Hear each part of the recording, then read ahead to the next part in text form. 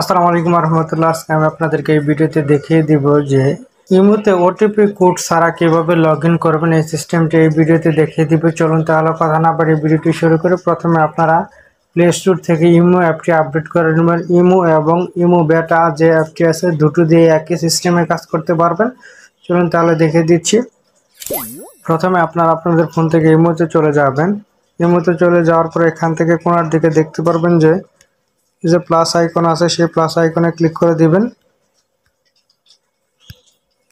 Plus আইকনে click করে দেওয়ার পর এখান থেকে মোর নামে একটি অপশন চলে আসবে, এখান থেকে মোরে ক্লিক করে দিবেন। মোরে ক্লিক করে দেওয়ার পর এরকম একটি ইন্টারফেস চলে আসবে, এখান থেকে সেটিংসে ক্লিক করে দিবেন। সেটিংসে ক্লিক করে দেওয়ার পর এখান থেকে দেখতে পারবেন যে অ্যাকাউন্ট অ্যান্ড সিকিউরিটি নামে একটা অপশন আছে, সেই অপশনটিতে আবার ক্লিক করে দেবেন। ক্লিক করে দেওয়ার পর এখানে দেখতে পারবেন যে পাসকি নামে একটি কিন্তু অপশন চলে আসছে, সেই পাসকিতে ক্লিক করে দিবেন। পাসকিতে ক্লিক করে দেওয়ার পরে এরকম একটি ইন্টারফেস চলে আসবে, এখান থেকে মূলত এখানে আপনাদেরকে কাজ করতে হবে। এখানে নিচের দিকে দেখতে পারবেন যে ক্রিয়েট নামে একটি অপশন চলে আসছে, এই ক্রিয়েটে ক্লিক করে দিবেন। ক্রিয়েটে ক্লিক করে দেওয়ার পরে একটু সময় নেবে, সময় নেওয়ার পরে এরকম একটি ইন্টারফেস চলে আসবে। এখানে দেখতে পাবেন আপনাদের যে ইমো অ্যাকাউন্টটি যে নাম্বার দিয়ে খুলেছেন সেই নাম্বারটি এখানে শো করবে। এই যে নিচের দিকে এখানে আপনাদের জিমেল শো করবে।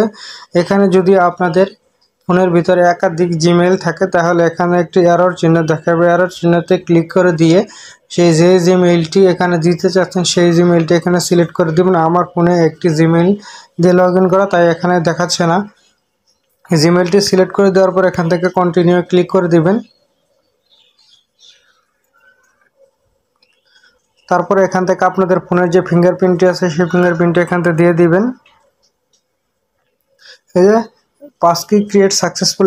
এখন আপনারা যে কোনো জায়গা থেকে সেই নাম্বারটি দিয়ে কিন্তু ইমো অ্যাকাউন্ট লগ ইন করতে পারবেন। সেই নাম্বার আপনার সিমটি আপনার কাছে থাকুক বা না থাকুক, কোনো ওটিপি কোড লাগবে না, অটোমেটিকলি এটি কিন্তু লগ ইন হয়ে যাবে। শুধু সকলকে ধন্যবাদ সম্পূর্ণ ভিডিওটি দেখার জন্য। ভিডিওটি দেখে যদি আপনাদের ভালো লেগে থাকে এবং নতুন কিছু শিখতে পারেন তাহলে আমার ভিডিওতে একটি লাইক দিয়ে আমার চ্যানেলটি সাবস্ক্রাইব করে পাশে থাকবেন।